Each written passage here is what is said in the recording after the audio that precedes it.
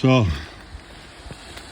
we've got an all-day rain, and we just finished lunch at a Lawson. We left Liam. He's going to take the train to Temple 23 on the coast, where we're going to stay tomorrow. He's got some really bad blisters and a really sore knee.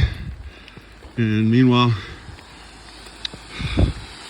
Tom and I are going to walk till we get to the coast, which is probably another 10 kilometers, and then hopefully find a shelter or hut where we can hole up for the evening and get out of this rain. It's supposed to rain all day tomorrow too, so. Okay.